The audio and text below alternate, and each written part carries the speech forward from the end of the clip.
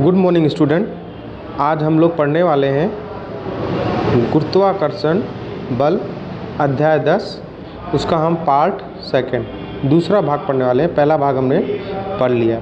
अब पहले भाग में हमने क्या क्या पढ़ लिया वो देख लेते हैं। अध्याय को पूरा हम एक नज़र में देख लिए, ये सब चीज़ें हमने पढ़ ली, आपको सब समझा दिया है। अब इसी चीज़ को हमको क्या करना है, विस्तार से समझाना है। तो मैंने ये आपको बहुत ही इम्पोर्टेंट प्रश्न है जो आपके एग्ज़ाम में पूछा जाता है कि पृथ्वी का गुरुत्वाकर्षण बल क्या है और उसके सार्वत्रिक नियम को समझाकर उसका सूत्र प्राप्त करो। तो ये न्यूटन के गुरुत्वाकर्षण का नियम हो गया, उसका सार्वत्रिक सूत्र ये हो गया।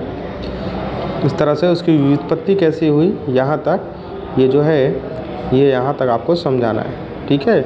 और ये जो जी होता है इसके अंदर, ये भी मैंने आपको बताया था, गुरुत्वाकर्षण स्थिरांक होता है। तो ये सब हमारा हो गया पहले पार्ट में, ये भी हो गया है। अब हमको यहाँ से पढ़ना है, हाँ यहाँ से हमको पढ़ना है कि न्यूटन की गति का तीसरा नियम, न्यूटन की गति का तीसरा नियम और गुरुत्वाकर्षण के नियम में संबंध बताना है, ठीक है। तो इन दोनों में क्या संबंध है वो आपको संबंध बताना है। तो न्यूटन की गति का तीसरा नियम तो हम लोग पढ़ लिए। किसी भी क्रिया के लिए ठीक उसी प्रकार लेकिन विपरीत दिशा में प्रक्रिया होती है। तो न्यूटन की गति का तीसरा नियम क्या कहता है, क्रिया प्रतिक्रिया बल समान होते हैं लेकिन विरुद्ध दिशा में होते हैं। जैसा आपने नाव का उदाहरण था, बंदूक से गोली चलाई उसका उदाहरण था, तो न्यूटन की गति का तीसरा नियम है। अब न्यूटन के गुरुत्वाकर्षण का नियम तो अभी हमने पढ़ा ही, क्योंकि न्यूटन के गुरुत्वाकर्षण का नियम के अनुसार क्या होता है, हर एक वस्तु इस ब्रह्मांड में हर दूसरी वस्तु को आकर्षित करती है। समझ में आया? ये हर एक वस्तु, जैसे आपके हाथ में मैंने बताया था, आपके हाथ में पेन है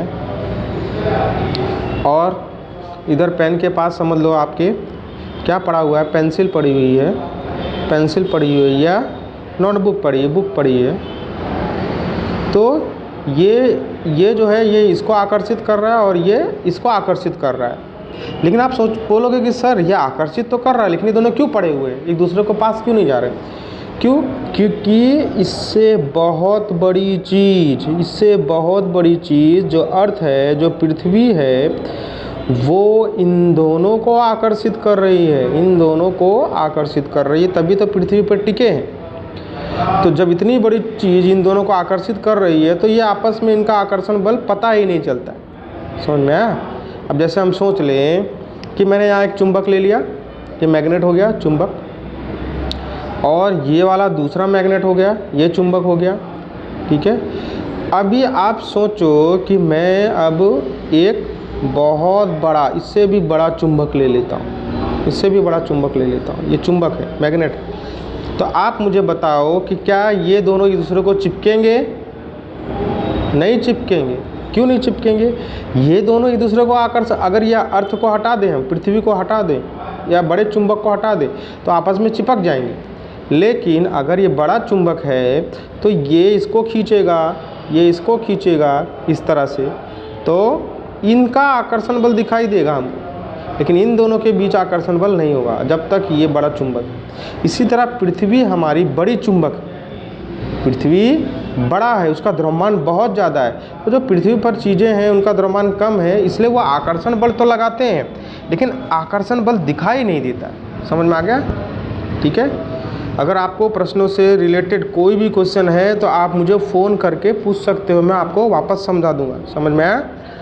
तो हर एक वस्तु इस ब्रह्मांड में एक दूसरे पर क्या लगाती है, बल लगाती है, आकर्षित करती है। स्वतंत्र रूप से गिरा पत्थर और धरती एक दूसरे को आकर्षित करती है। कि आप ये पत्थर है, ये समझ लो पत्थर है, ये नीचे गिर रहा है धरती पर, ये धरती पर गिरा तो धरती, ये पत्थर इधर गिर रहा है तो पत्थर क्या कर रहा है, धरती को आकर्षित कर रहा है और धरती पत्थर को आकर्षित कर रही है, दूसरे को आकर्षित कर रही है। लेकिन पत्थर बेचारा बहुत छोटा है, पत्थर कैसा है, बहुत छोटा है, इसलिए पत्थर छोटा होने के कारण ये बेचारा इसको खींच नहीं पा रहा है, पृथ्वी को अपनी तरफ खींच नहीं पा रहा है। इसलिए पत्थर क्या हो जाता है, इससे आके इस पे इसके ऊपर आकर्षित हो जाए, इसके पास आ जाता है, ठीक है। तो अब देख लेते हैं तो हाँ, स्वतंत्र रूप से गिरा पत्थर और धरती एक दूसरे को आकर्षित करते हैं, अतः पृथ्वी उसे अपने केंद्र की ओर खींचती है। लेकिन न्यूटन की गति के तृतीय नियम के अनुसार पत्थर द्वारा भी पृथ्वी को अपनी ओर खींचना चाहिए। न्यूटन की गति ने क्या बोला था? क्रिया प्रतिक्रिया बल, यानी मैं अगर आपको खींच रहा हूँ तो आप मुझे भी खींच रहे हो। समझ में आ रहा है? क्रिया प्रतिक्रिया बल। ऐसे ही पृथ्वी पत्थर को खींच रही है तो पत्थर भी पृथ्वी को खींच रही है, जैसे मैंने अभी बताया। लेकिन पत्थर बेचारा दम है ही नहीं, पृथ्वी उससे बहुत ज़्यादा भारी है, तो पता नहीं चलता, खींचना चाहिए। और वास्तव में पत्थर भी पृथ्वी को अपनी तरफ खींचता है। F बराबर ma, बल बराबर होता है द्रव्यमान गुणे त्वरण। ठीक है, इसको देख लेते हैं, इसका क्या है रिलेशन है। तो पत्थर का द्रव्यमान कम होने के कारण उसके वेग में त्वरण 9.8 मीटर प्रति सेकंड स्क्वायर होता है। पत्थर का द्रव्यमान क्या है? कम है। पत्थर का द्रव्यमान कम है। ठीक है, तो पत्थर का द्रव्यमान कम है तो उसका त्वरण भी कम होगा, उसका त्वरण भी कम होगा। लेकिन पृथ्वी का द्रव्यमान अधिक होने के कारण पृथ्वी का द्रव्यमान अधिक होने के कारण उसका त्वरण और भी कम है। जैसे जैसे द्रव्यमान कम होता जाएगा, जैसे जैसे द्रव्यमान क्या होता जाएगा? अपना बढ़ता जाएगा। जैसे जैसे द्रव्यमान बढ़ेगा वैसे वैसे त्वरण क्या होगा? घटता जाएगा। कैसे देख लो, F है, F बराबर होता है m गुणे a। अगर आप सोच लो कि अपना जो बल है वो बल आपका कितना है, समझ लेते हैं 100 है, 100 है। अगर सोचो मैंने द्रव्यमान कितना लिया 20, तो त्वरण अपने आप कितना लेना पड़ेगा? 20 पंचे 100, तो त्वरण 5 हो गया। समझ में आ रहा है? 20 था। अब इसी चीज़ को देख लेते हैं, आपका बल तो 100 ही लग रहा है। अब मैं द्रव्यमान बढ़ा देता हूँ। द्रव्यमान मैंने बढ़ाया, कितना हुआ? 50 ले लिया। द्रव्यमान 50 ले लिया, मुझे 100 लाना है, तो त्वरण कितना हो जाएगा? अपने आप 2 हो गया ना। तो जैसे जैसे द्रव्यमान बढ़ता जाएगा वैसे वैसे त्वरण घटता जाएगा। जैसे जैसे द्रव्यमान बढ़ेगा वैसे वैसे त्वरण घटता जाएगा। ठीक है, अगर ये 100 है और आपका द्रव्यमान ले लिया 100, तो त्वरण कितना बचेगा? खाली एक बचेगा ना। समझ में आ रहा है? तो जैसे जैसे द्रव्यमान बढ़ेगा वैसे वैसे त्वरण घटता जाएगा, जिसको प्रवेग करते हैं। तो पत्थर का द्रव्यमान कम होने के कारण उसके वेग में त्वरण 9.8 मीटर प्रति सेकंड स्क्वायर होता है। लेकिन पृथ्वी का द्रव्यमान अधिक होता है। मैंने बोला द्रव्यमान अधिक होगा तो त्वरण और कम हो जाएगा। उसका त्वरण देखो 1.6, अब ये आपको पता होना चाहिए कि 1.65 गुणे 10 की घात 24 -24 है, -24। यानी अगर आपने 1.65 लिया है तो उसके नीचे 1 लिख के 24 बार 0 लिखना पड़ेगा, और आप भाग दोगे ये देने के बाद, तो जो आंसर आएगा उतना त्वरण होगा। तो आप सोचो, पहले ही वो 1.65 है और उसका इतना बड़ा भाग करेंगे तो क्या बचेगा? 0 के नज़दीक। उसका त्वरण क्या होगा? 0 के आसपास ही होगा। 0 नहीं होगा बट 0 के आसपास होगा। तो द्रव्यमान अधिक होने के कारण उसका त्वरण 1.65 गुणे 10 की घात -24 मीटर प्रति सेकंड स्क्वायर होगा, जो इतना कम होता है कि अनुभव ही नहीं हो सकता। मतलब वो पृथ्वी जो अपना क्या बोलते हैं, जो पत्थर है वो पृथ्वी पे क्या कर रहा है? बल लगा रहा है। बल लगा रहा है तो त्वरण होगा। तो त्वरण कितना होता है? पृथ्वी का इतना कम हो जाता है कि पता नहीं चलता कि पृथ्वी खींच रही है, आगे आ रही है, आकर्षित हो रही है। लेकिन इसका तो 9.8 मीटर प्रति सेकंड स्क्वायर त्वरण होता है, तो नीचे गिर जाती है, पता चलता है पत्थर। अब ये इम्पोर्टेंट है, गुरुत्वाकर्षण के सार्वत्रिक नियम का क्या महत्व है वो देख लेते हैं। तो सार्वत्रिक नियम हमने पढ़ा, उसका क्या क्या महत्व है? तो हमें पृथ्वी से बांधे रखने वाला बल है। गुरुत्वाकर्षण क्या करता है? हमें पृथ्वी से बांध के रखता है। अभी आप एक बार सोच लो कि अचानक पृथ्वी का गुरुत्वाकर्षण, जैसे आपने चुंबक लगाया है, ठीक है, चुंबक में बहुत सारी लोहे की चीज़ें चिपका के रखी हैं और चुंबक को हवा में घुमा रहे डोरी से बांध के। अचानक चुंबक का चुंबकत्व खत्म हो जाए तो सारी की सारी चीज़ें जितनी भी चुंबक पे चिपकी हैं सब धड़ाधड़ नीचे गिरने लगेंगी। इसी तरह पृथ्वी का गुरुत्वाकर्षण बल है। तो गुरुत्वाकर्षण बल जो है ऐसा तो हो नहीं सकता, लेकिन अगर गुरुत्वाकर्षण बल ख़त्म हो जाए तो जो नदियाँ, पहाड़, पेड़ पौधे, हम लोग, जीव जंतु, वो सब छोड़ देंगे चुंबक की तरह, सब गिरने लगेंगे, सब आकाश में आ जाएंगे। तो हमें पृथ्वी से बांधे रखने का काम करता है, बल देता है। पृथ्वी के चारों ओर चंद्रमा की गति, पृथ्वी का गुरुत्वाकर्षण ज़्यादा है तो पृथ्वी क्या करती है, मून पे, चंद्रमा पे अपना गुरुत्वाकर्षण बल लगाती है। इसलिए पृथ्वी जो है जब उसको बल लगाती है तो वो बेचारा भाग नहीं पाता है, ऐसे ऐसे चक्कर काटता रहता है। क्या करता है, इसके चक्कर काटता है, गुरुत्वाकर्षण के कारण, पृथ्वी के गुरुत्वाकर्षण के कारण। सूर्य के चारों ओर ग्रहों की गति, अब जो सूर्य है वो पृथ्वी से बहुत बड़ा है, तो जैसे पृथ्वी चंद्रमा को खींच के रखती है, वैसे जो सूर्य है, जो सन है, वो किसको खींच के रखता है, अर्थ को खींच के रखता है, यानी पृथ्वी को खींच के रखता है। अर्थ यानी पृथ्वी होता है, उसको खींच के रखता है। उसके बाद है चंद्रमा और सूर्य के कारण ज्वार भाटा। आप देखो, ये आप लोगों ने पढ़ा होगा, ज्वार भाटा तो जानते हो क्या होता है, समुद्र के अंदर आता है, समुद्र के अंदर जो लहरें आती हैं, बढ़ती आती है। कभी आप जाओगे, कुछ गया होगा समुद्र के किनारे, तो पानी बहुत ऊपर तक आ जाता है बढ़ के, और कभी कभी पानी बहुत नीचे चले जाता है, बहुत 1-1 किलोमीटर नीचे तक चला जाता है। तो वो चंद्रमा और सूर्य के गुरुत्वाकर्षण के कारण होता है। चंद्रमा क्या करता है, जैसे ये पृथ्वी है, पृथ्वी में आपको पता है 70% पानी होता है, तो पूरा पानी भरा हुआ है। ये पूरा क्या है, समझ लो पानी है, ये पूरा का पार्ट यहाँ पे पानी है, ये पूरा पानी। अब क्या होता है कि जो चंद्रमा है, नहीं पृथ्वी, अब जो चंद्रमा होगा ये क्या करता है, इस पर आकर्षण बल लगाता है। तो जब आकर्षण बल लगाता है तो ये पानी क्या होता है बेटा, ये पानी जो है ये धीरे धीरे आगे खींचा जाता है, इसके चुंबक की तरह इसको आगे खींचता है। तो देखो बाकी चीज़ें जो ठोस है उस पर पता नहीं चलता है, जो लिक्विड है, जो द्रव्य है, वो खींच के आगे जाता है, इसलिए समुद्र के अंदर ज्वार भाटा आता है, समुद्र के अंदर ज्वार भाटा। ठीक है, आपको समझ में आ गया। अब आ जाते हैं मुक्त पतन। आप छत से कूद गए तो आप क्या किए, मुक्त पतन, पृथ्वी आपको आकर्षित कर रहे, आप छत से कूद रहे हो, जाके नीचे गिर गए, हाथ पाँव टूट गया, तो ये क्यों हो रहा है, गुरुत्वाकर्षण बल के कारण। इसी को क्या बोलते हैं, मुक्त पतन यानी गिरना और फ्री होके, मुक्त होके। जब किसी भी वस्तु को ऊपर की ओर फेंका जाता है, पहले क्या करते हैं, हमने बॉल को लिया और ऊपर फेंक दिया, अब फेंक तो दिया, लेकिन अब क्या होगा, कुछ थोड़ी दूर तक ऊपर जाने के बाद जो बल दिया है वो बल उपयोग में हो जाएगा और ऊपर जाएगा। उसके बाद जब बल ख़त्म हो जाएगा अपना दिया हुआ, तब यह एक निश्चित ऊंचाई तक पहुंचकर नीचे की ओर गिरना आरंभ कर देती है, क्योंकि उस पर पृथ्वी का गुरुत्वाकर्षण बल आरोपित होता है, लगता है। इसी को तो मुक्त पतन कहते हैं। और अच्छी तरह पढ़ लेते हैं मुक्त पतन एक बार और।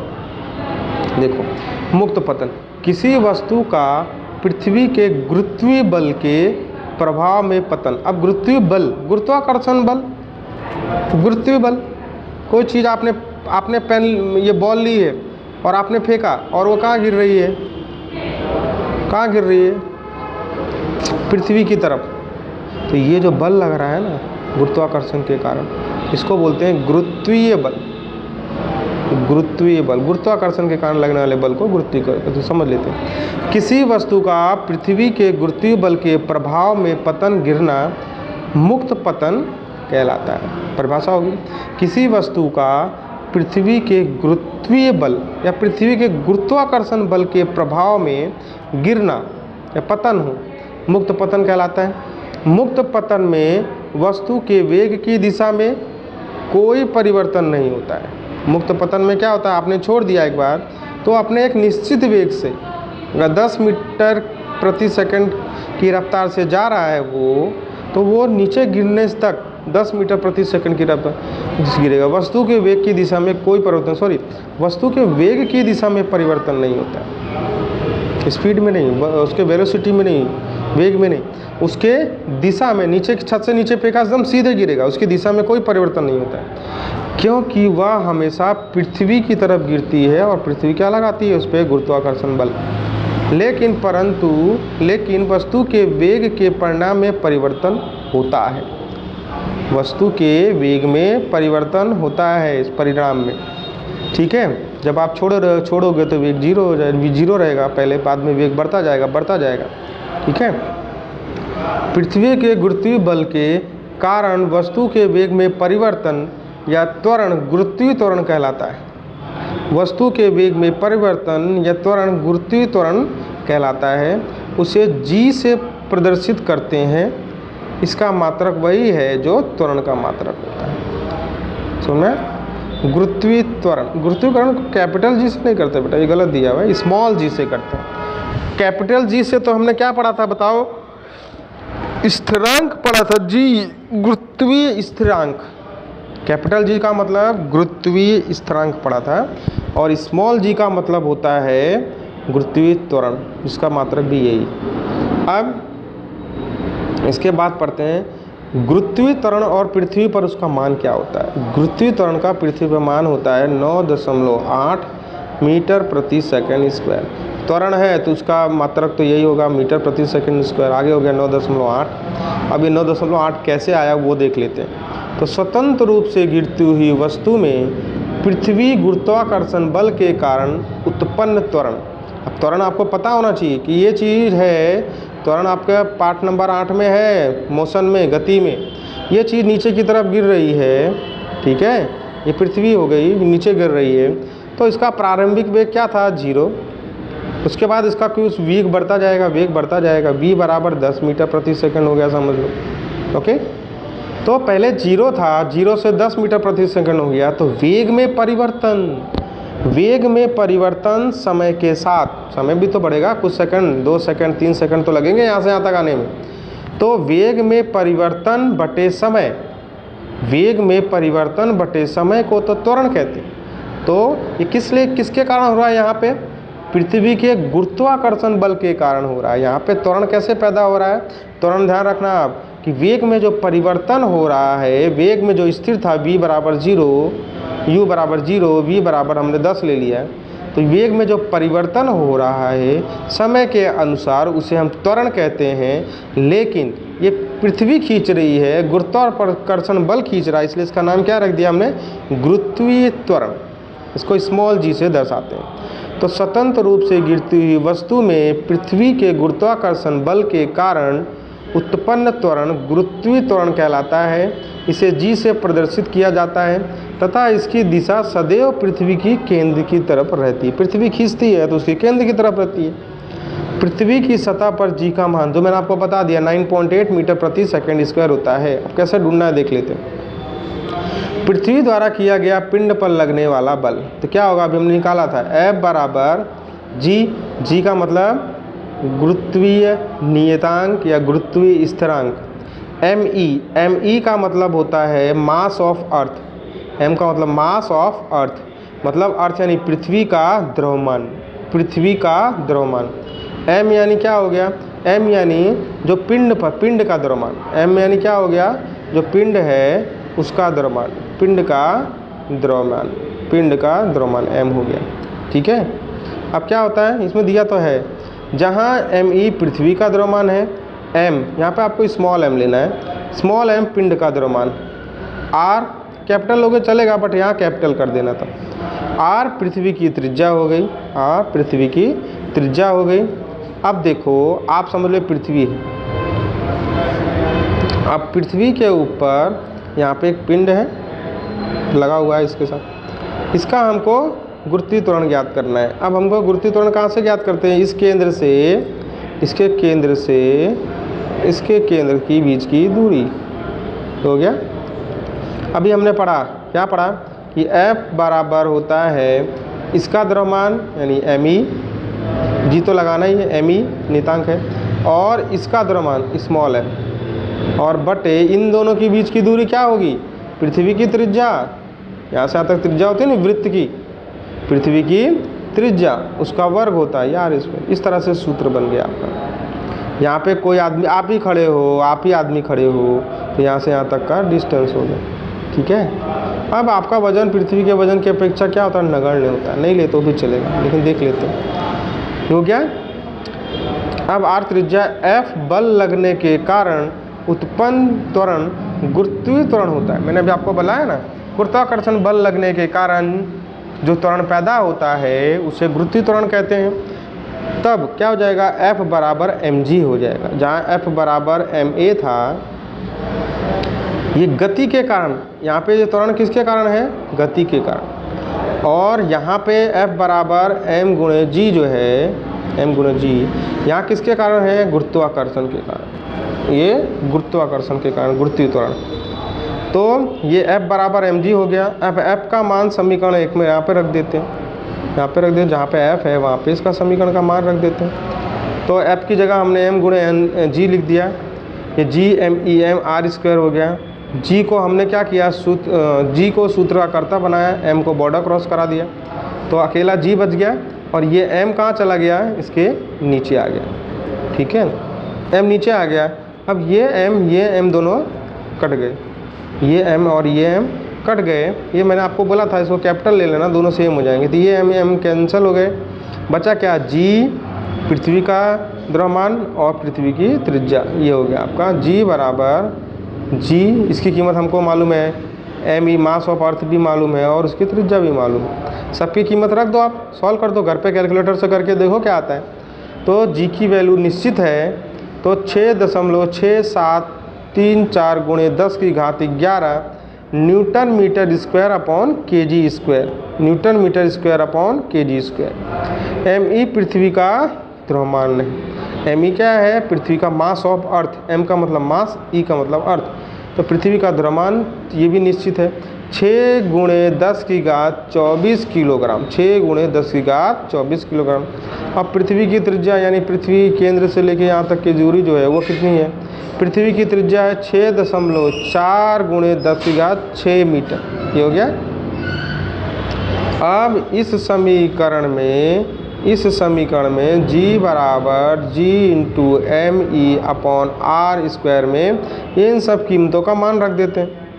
तो मान रख दिया हमने, देखो जब ये सब का मान रख के आप इसको हल करोगे, ये सब कट जाएगा, तो आपका आंसर आएगा g बराबर 9.8 मीटर प्रति सेकंड स्क्वायर। इस तरह से गुरुत्वीय त्वरण आपको मिल जाएगा, गुरुत्व का प्रवेग। g गुरुत्वीय त्वरण और गुरुत्वीय स्थिरांक में संबंध, गुरुत्वीय त्वरण g व गुरुत्वीय स्थिरांक, इन दोनों में क्या संबंध है, ये रहा संबंध। तो g बराबर g into M E upon R square, ये संबंध है, ठीक है। अब पढ़ लेते हैं गुरुत्वीय त्वरण और गुरुत्वीय स्थिरांक क्या होता है, अंतर। गुरुत्वीय त्वरण अभी हमने पढ़ा g, गुरुत्वीय स्थिरांक मतलब कैपिटल G, इन दोनों में क्या अंतर है हमको उसके बारे में पढ़ना है, तो पढ़ लेते हैं। तो सबसे पहले अंतर में दिया हुआ है, क्या दिया हुआ है कि इसका मान 9.8 मीटर प्रति सेकंड स्क्वायर होता है, लेकिन इसका मान क्या होता है 6.6734 गुणे 10 की घात -11, समझ में आया, इसका ये मान हो गया -11 न्यूटन मीटर स्क्वायर के G square, Newton metre square के जी स्क्वायर होता है। इसका मान भिन्न भिन्न स्थानों पर भिन्न भिन्न होता है। गुरुत्वीय त्वरण का मान बदलता जाएगा, मतलब गुरुत्वाकर्षण बल बदलेगा तो गुरुत्वीय त्वरण भी बदलेगा। जैसे यहाँ पे 9.8 है, मून पे अलग होगा, चंद्रमा पे अलग होगा, गुरु ग्रह पे अलग होगा, सब जगह इसका मान अलग होगा, क्योंकि वहाँ का गुरुत्वाकर्षण बल भी अलग अलग है। लेकिन जो गुरुत्वीय स्थिरांक है उसका मान कहीं नहीं बदलेगा, इसका मान सदैव स्थिर रहेगा, यही का यही रहेगा। इसका मात्रक मीटर प्रति सेकंड स्क्वायर है, इसका मात्रक Newton metre square upon K G square. यह एक सदिश राशि है। गुरुत्वीय त्वरण की दिशा निश्चित है, ये हमेशा पृथ्वी की तरफ ही लगेगा, ये हमेशा पृथ्वी की तरफ लगेगा, और ये तो कहीं पे भी लग सकता है। यह एक अधिराशि, दिशा निश्चित नहीं है। जिसकी दिशा निश्चित हो उसको सदिश कहते हैं, जिसकी दिशा निश्चित नहीं है उसको अदिश कहते हैं। देखो ये गुरुत्वीय त्वरण हमेशा पृथ्वी की तरफ, इसकी दिशा निश्चित